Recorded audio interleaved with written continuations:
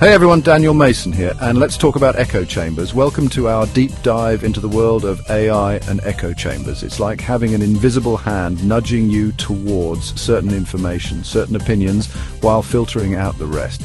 We're talking social media algorithms, recommendation engines, even the ads that pop up on your screen. But how is this shaping our understanding of the world? Let's find out.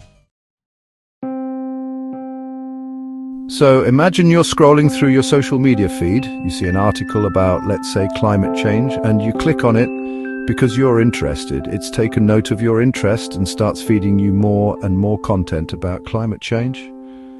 But what if the algorithm starts prioritizing content from sources that align with your existing views, even if those views are based on misinformation? This is called algorithmic amplification. It's like being stuck in a feedback loop where your own biases are reflected back at you, reinforced and amplified by the very technology that's supposed to be connecting you to a wider world of information.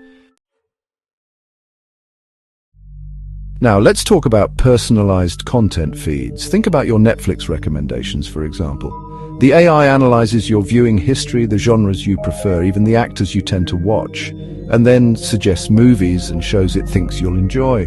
But this level of personalization can have a downside. It can create these little insular bubbles where we're only exposed to ideas and perspectives that already align with our own.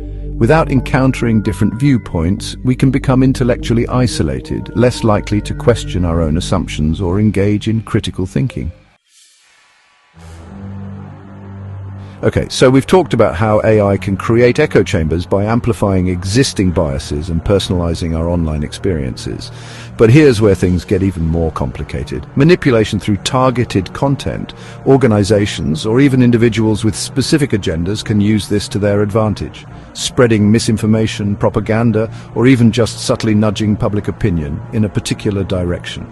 Imagine political campaigns using AI to micro-target voters with messages tailored to their individual anxieties or aspirations.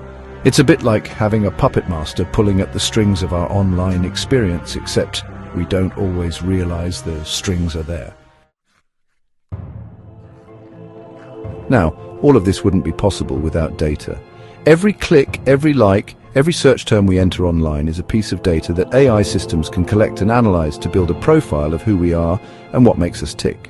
While some of this data collection can be used for good, it also raises some serious concerns about privacy and autonomy. When someone else has access to that much information about us, they have the power to predict our behavior, influence our decisions, and even manipulate our emotions. So the question is, who are we trusting with our data and what are they doing with it?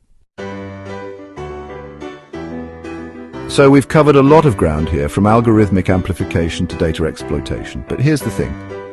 Awareness is the first step to taking back control. Once we understand how these mechanisms work, we can start to counteract their influence by being more mindful of the content we consume and seeking out diverse perspectives. We can also demand greater transparency from tech companies about how their algorithms work and how our data is being used.